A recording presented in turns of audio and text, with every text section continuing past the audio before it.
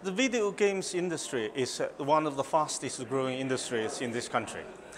Globally, it's already bigger than the films and the music industries. But the failure rate of video game companies are also very high. Even for the companies that do survive, actually a small proportion of those companies make most of the money. So it's a very exciting industry to be in, but also it's also very volatile. How easy is it to be entrepreneurial in the current economic climate? It's a very good question.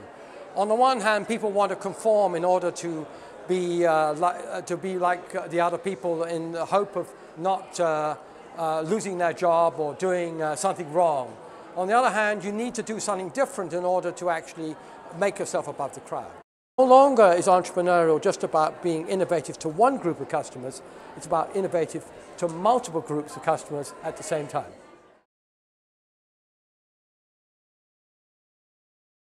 I think there's still doubt about whether they're an economic power, that's for sure. I think many of the older generation, past middle age, who have not experienced these to start off with, but also who still think of culture and cultural activities as somehow inferior in some way.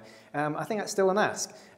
However, I don't think there's ever been a problem really in relation to the cultural and creative aspect of games and their acceptance across the whole field of cultural and creative activities. And there are lots of examples of the way that these filter through into fine art activities, installations, etc. And I think that's a relatively easy point. And I think they're leading to the development of all sorts of inventive forms of fine art creation, as well as the commercialized aspect as well. I think the video game industry is a classic example of how we need to understand materials as being a state of mind. Products go out of fashion, ideas go out of fashion, movies become stale and old, but in order to keep a business sustained, it's not the same as a product. You have to have a mental mindset that says we need to change and adapt and be creative and innovative. In the video games industry and many other industries, people were largely vertically integrated. Now we have to become more involved in other people in a networked organization. Business model innovation, managerial innovation, that's the way that companies grow and become successful over the long term.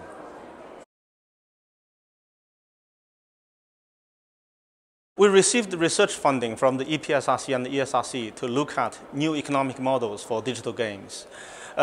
We are looking at the games not only aimed for recreation and entertainment, like the traditional digital games, but also digital games that are developed to address more serious objectives, social objectives, therapeutic objectives, and scientific objectives. So we're seeing younger and younger people getting interested in code. Young people are already downloading apps and using them to play games, and there's a real interest in actually developing your own game using code as the way to do it.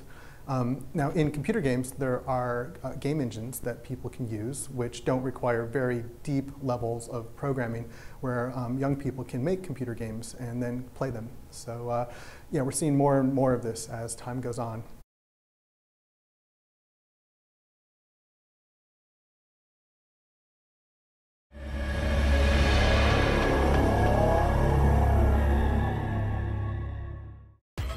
Spaceships, asteroids and space dust.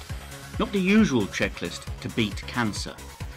Until now. So the Game Jam project was something we organised with Cancer Research. There was about 90 people on the day, and about half of those were students from City University.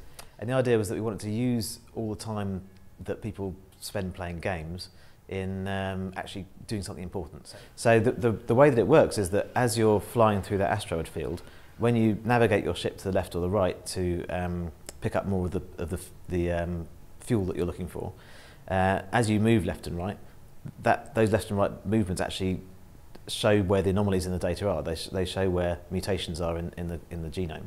So that directly translates to things that we can Cancer Research can use to find those mutations, and then we can map those to the cancer data.